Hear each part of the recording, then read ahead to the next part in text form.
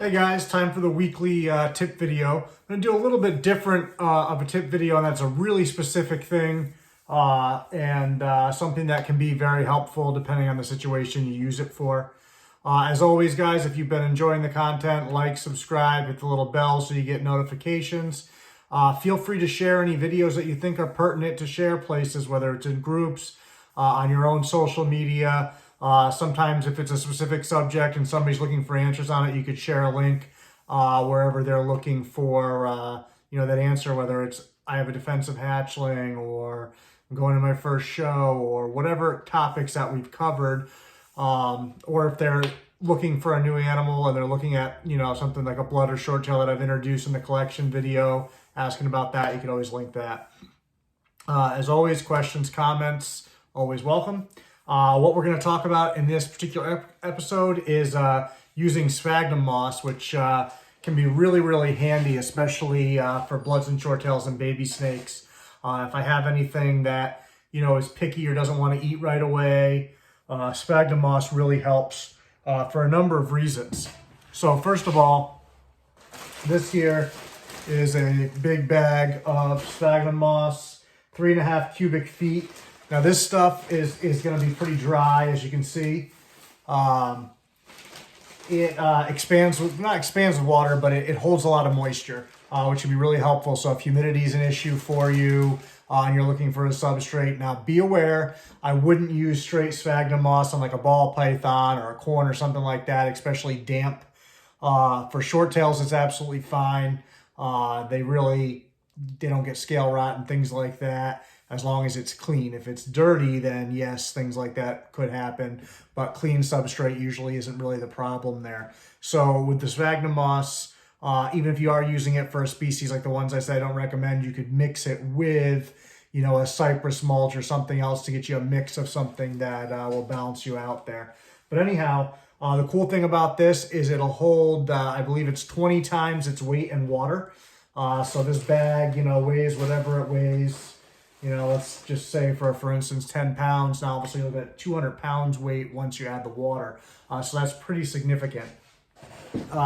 So the things that it provides for you are security for your animal because you're going to put it in the tub to where they can burrow into it. It takes up space, so they can still utilize all the space, but it's something that occupies it so they feel like they're not in such a big, vast, open area. With short tails specifically, they can kind of burrow into it and keep their heads out so they get that feeling where they can see around them, but they're not exposed, which they like.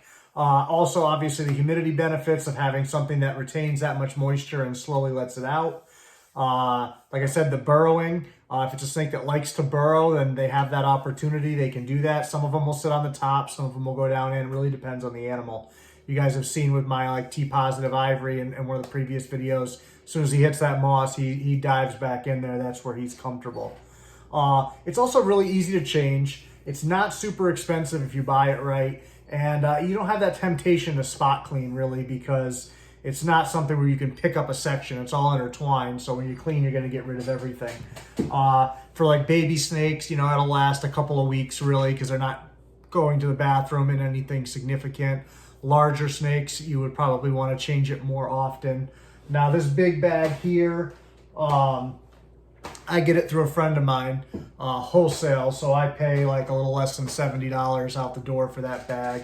You would probably pay more. Most places sell like a little bag, kind of like that size. It's compressed down for whatever they sell that for, maybe $20, $25, something like that.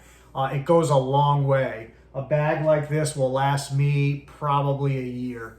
And I use it on one of my adult females that has shedding issues. I use sphagnum in the Christmas tree tub, so I use quite a bit just for her enclosure. But still, maybe not last me a year doing that for her, but it'll last me a long time. The little bag I was telling you about like this, last time I got that, I did probably 15 baby bins and her cage. So, that's 15 6-quart tubs like this. With a generous amount in there, and then on top of it doing the Christmas tree tub, which is about 4 feet by 2 feet. So it goes a long way. Imagine with this how much further it can go. So I'm going to show you how I set it up, how I do it, how I set up the tub, and then we'll move a snake that I'm cleaning from his old Sphagnum onto the new to make it easy. Like I brought out his existing tub, and we're just gonna move him into a new tub once we put the substrate in. So, and I don't usually use the lids on that, but since I pulled him out of the rack, it was just easier so he doesn't wander off. So places to get it, which I should have mentioned. I know Amazon probably sells something. You might find things like that seasonally at like a home center, maybe a garden center. Like I said, my friend's a florist. That's where I get it through, through her wholesaler. It's not something she keeps in stock, but it's something that she can order. So if you have a local florist, you may be able to go in and have them, put that on their next stock order for you and just, pay for it that way. If you have a decent amount or you're going to use a decent amount, I definitely recommend buying in bulk because it's much cheaper. Like I said, I could have gotten the little container for like 20 or this for 70, and this is, 10 times as much or something. So it's definitely a much better buy. So I'm going to angle you down here for a moment so you can take a look here at the sphagnum moss. So here's the moss that I have soaking in water. As you can see, that's all water right there. So I've had this soaking for a little bit already. It really doesn't take that long, and you can soak it various amounts of time. I'm sure the longer you soak it, the more moisture it's going to absorb. When it comes to babies, they tend to be in and out of their water a little bit more than adults. They tend to knock over their water a little bit more than adults. So this stuff kind of rehydrates itself anyways. And one of the things I'll do, because they're water dishes, which I'll show you here, they're going to be in and out of their water. Like I said, their water dish is going to often look like this. So there's a bunch of moss in the water dish, whatever. If it's starting to dry out and you're going to change their water, you can dump that water that's dirty like that onto the moss to kind of re-moisturize it. Plus that keeps the moss that went into the water dish in the cage. Obviously, if the water is actually dirty, you don't want to do that. But if it's clean and it's just, because they push some moss in there, then that's an easy way to kind of keep it hydrated. I don't do that every time, just if I start to notice it's getting dry. And it's really funny, different snakes will dry at different rates than others as far as the moss goes and whatever they have going on in there. So, what we do from here, you grab your tub, you can just reach in here, grab some of this stuff, you see all the water coming out. I wring it out, so I want it to be damp, but I don't want it to be like saturated wet. So I wring it out pretty good. If you're unsure of how much to wring it out, like you can see now there's no more water dripping, but you can see this stuff is much different than the dry stuff we looked at. But if you're unsure, wring it out extra. You can always add water later. So there's no reason to worry like, oh, I didn't do it enough. It's not like you can't pour a little bit of water in there or do what you need to do to add that humidity back or to do whatever it is you're trying to accomplish with this. What I really like it for is, as I mentioned, babies that don't take to feeding right away. Usually it's to do with them being nervous. You put them on this sphagnum moss, you give them about a week, and you'll notice usually like day 1 or 2, they're sitting on the top of the moss. By day like 5 to 7, they're burrowed in there pretty good typically.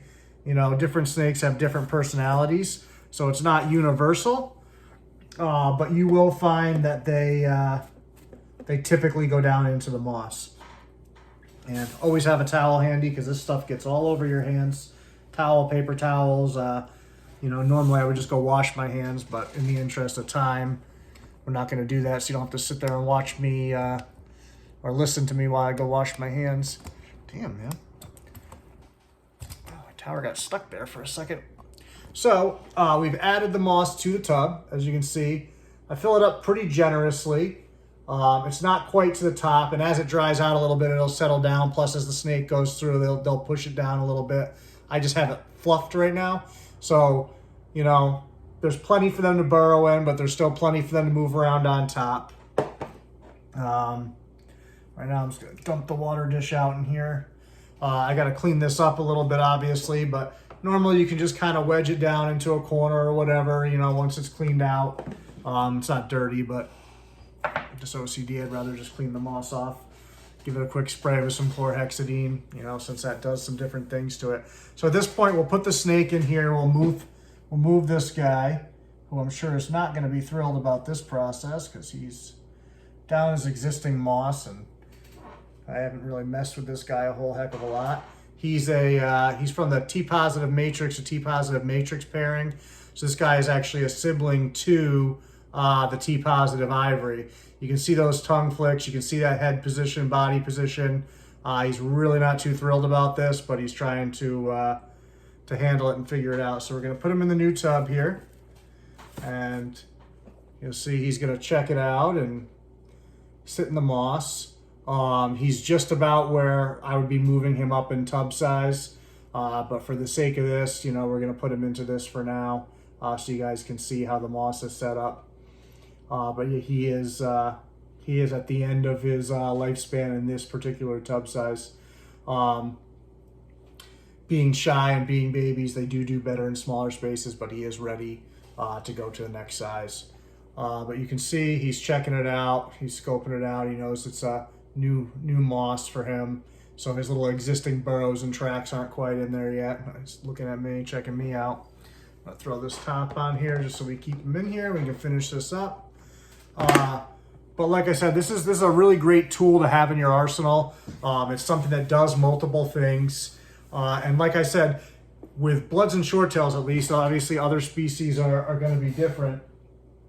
But with these guys, being wet is not something that's really going to cause them to have scale rides. When it's wet and dirty, when they've put feces, things like that, mold, things along those lines, you know, you have to pay attention to that. This stuff tends to be pretty hardy and not mold too much, but if your ventilation is poor, you may see some mold, and so in that case, you need to adjust your ventilation accordingly.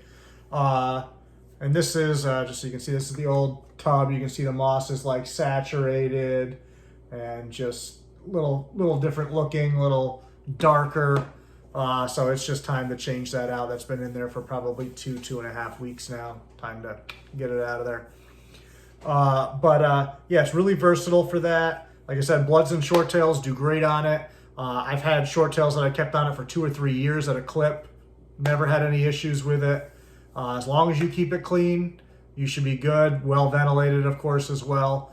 I've gone over that probably in several different videos. Ventilation, especially with high humidity stuff. I know it makes it more difficult to maintain humidity the more ventilation you have, but it is important. You know, low ventilation, high humidity is a recipe to have mold spores in there.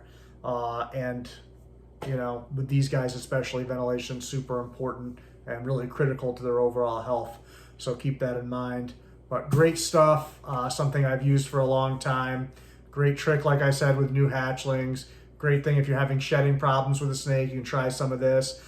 Even if you live in an area like I do in New England where the winter gets dry, you could throw a handful of this or something in the snake's enclosure, just something to raise the humidity if you don't want to use a ton of the substrate or they don't care.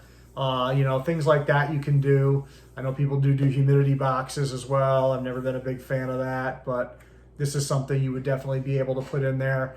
Now that I have fresh sphagnum moss, I'll be taking the trap box from my white lip python. I put a little bit of that in there usually for her, although I don't make it as damp. I keep it a little more dry for her in there, just because sometimes she'll sit in there for long periods of time, and I'm not as comfortable with her sitting in it as long as I am with these guys. It may be fine, but it's just not something that I've done long enough to tell you, yeah, go ahead. And so I don't take chances on my own animals either. I slowly experiment and tweak and see how things go, but I like it a little bit drier for her. It just gives her a different texture, a different place to hide, so it works well. And there's no worries about this. I've never had snakes ingest it in any amount that, you know, caused an issue. There are some bigger sticks and pieces in there. If you're worried about that, you can certainly take those out. But like I said, I've never had an issue with it at all. All right, we'll see you guys.